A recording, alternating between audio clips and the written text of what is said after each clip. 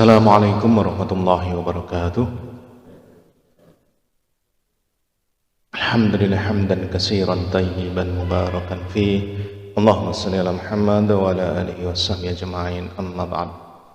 Bapak Ibu jamaah subuh yang berbahagia, alhamdulillah kita bersyukur kepada Allah.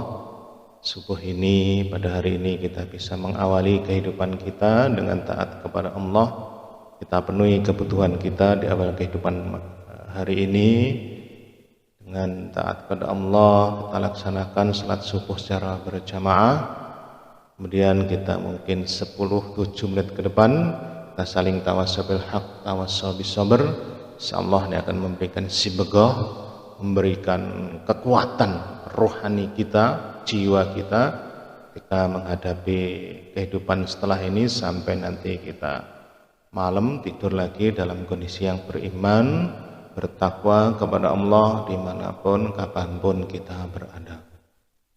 Allah berfirman, wa dzakir inna dzikra tanfa'ul mu'minin, dan tetaplah memberi peringatan karena peringatan itu sangat bermanfaat, sangat dibutuhkan bagi orang-orang yang beriman. Insyaallah kita yang hadir di sini ini adalah wujud dari bentuk iman kita kepada Allah. Sementara masih banyak saudara kita, tetangga kita yang ini subuh cukup dingin, penake nggih ya mancal kemul, turu, sare, namun kita alhamdulillah kita bisa salat subuh berjamaah di sini. Lebih dahsyat lagi ketika kita tadi malamnya sudah disii menghadap Allah masing-masing di rumahnya dengan tahajud. Bapak Ibu jamaah subuh rahimakumullah, banyak peringatan-peringatan yang dikirimkan oleh Allah yang terjadi di sekitar kita. Baik itu yang terjadi pada diri kita, peringatan-peringatan ini elingne, sampaikan ayat, ini juga peringatan. Atau peringatan yang dikirimkan oleh Allah lewat kejadian-kejadian yang kita alami. Apakah itu mungkin kita kesandung, ada peristiwa tertentu, itu peringatan dari Allah. Ada juga peringatan yang kalau beberapa hari terakhir ini di WA, di berita-berita, bahkan di pengumuman-pengumuman masjid itu banyak nun sewu permisi, saudara kita, tetangga kita, kerabat kita, bolo kita, jamaah kita sudah dipanggil menghadap Allah. Beruntun sekali dan banyak sekali. Ini peringatan yang betul-betul jelas, ganding di depan mata. Bahkan nggih nun sewu, kita nggih datang, kita melayat, kita bertakziah. Kalau selama ini sampai hari ini kita mendengar berita orang meninggal dunia, kalau sampai hari ini kita datang bertakziah pada orang keluarganya yang ditinggal mati, pasti dan pasti itu akan terjadi pada saya panjenengan semuanya. Orang akan mengucapkan kalimat innalillahi wa inna ilaihi rajiun, yang meninggal siapa? Saya panjenengan. Mungkin saudara, kerabat, tetangga kita mendatangi rumah kita. Kenapa? Kita yang mati, kita yang akan menghadap Allah. Dan nun sewu sekali lagi. Ini peringatan yang betul-betul terjadi dan terus menerus. Ini sekali lagi peringatan yang harus kita ambil hikmah dan pelajarannya.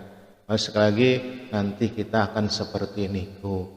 Lek dadi pegawai negeri belum pasti, jadi bupati tidak ada garansi, apalagi jadi gubernur, presiden, sinten sing garansi.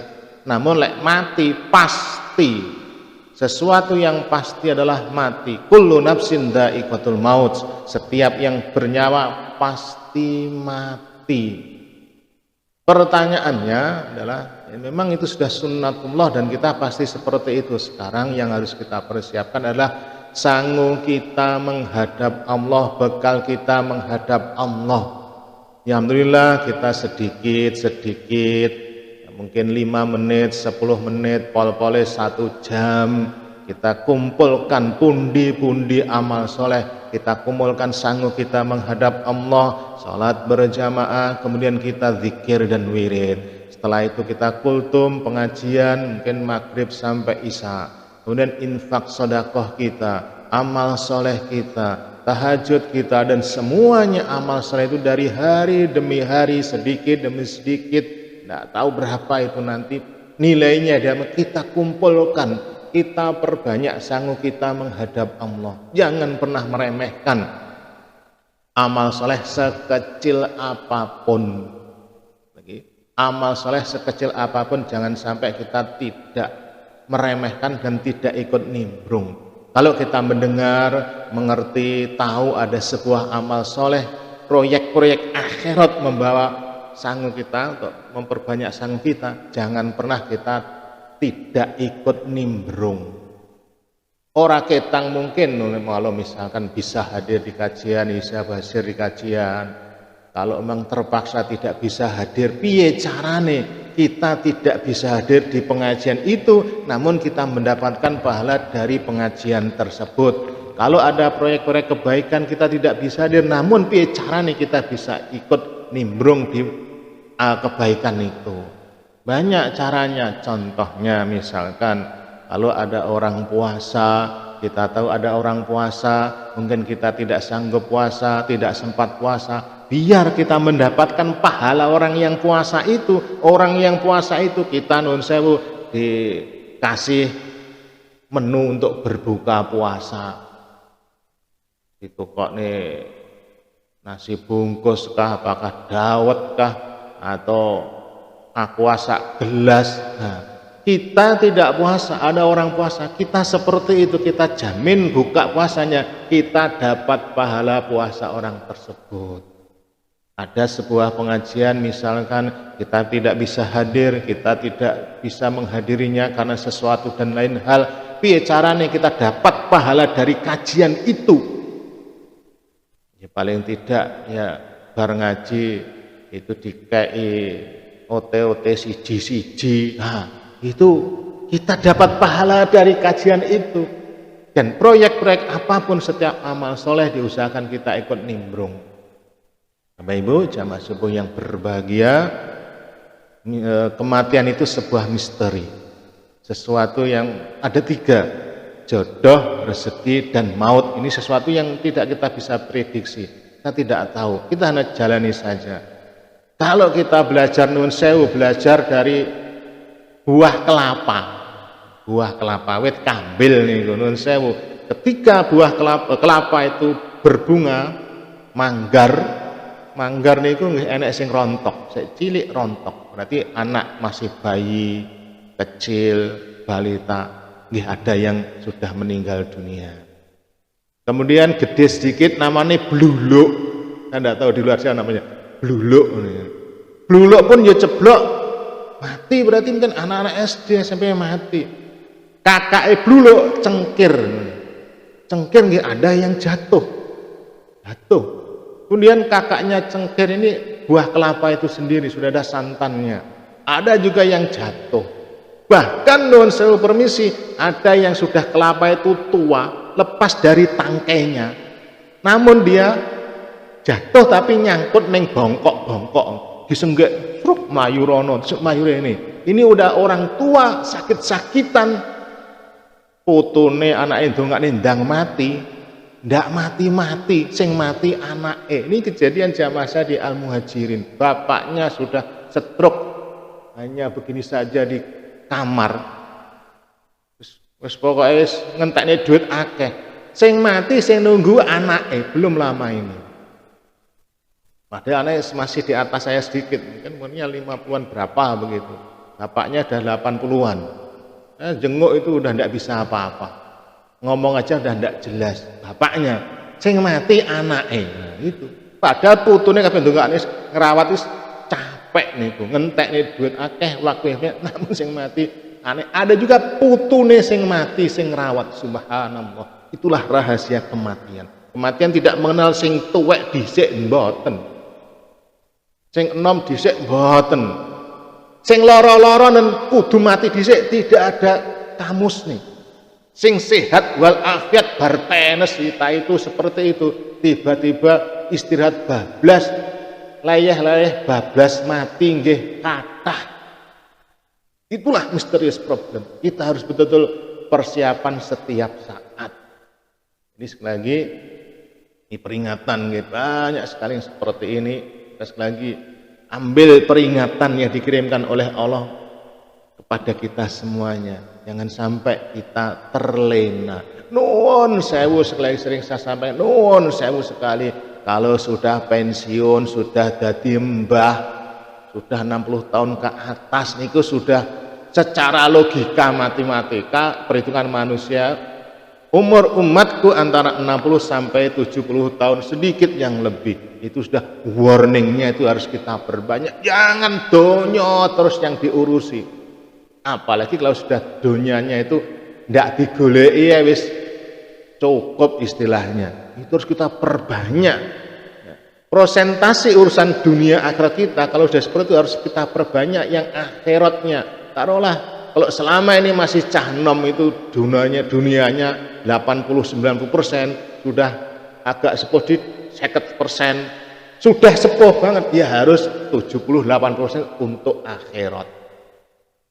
Jadi harus kita punya perhitungan. Kenapa? Kalau kita setelah mati niku adalah khalidina fiha abada. Dalam Sunan Tirmizi, orang yang cerdas, orang yang pinter itu orang yang beramal soleh sekarang buat amal soleh untuk kehidupan setelah kematiannya, karena kematian itu khalidina fiha abada, kekal selama-lamanya. Sak dawa-dawane umure wong ning donya paling 100 niku pun weh dawa banget. 100 pun itu tidak sehat seluruhnya. Campur mumet, campur keju, campur loro, campur stroke, campur dan sebagainya. Itu mulai diakumulasi. Sing bener-bener sehat mungkin sekian tahun. Lek sing bener-bener sehat. Itulah kehidupan dunia. Jadi kita ambil hikmah, kita ambil pelajaran dari kejadian-kejadian yang ada di luar kita. Ini adalah untuk selalu meningkatkan iman dan takwa kita kepada Allah. Sekali lagi kita tingkatkan, saya pribadi, panjenengan semuanya, iman dan takwa kita kepada Allah.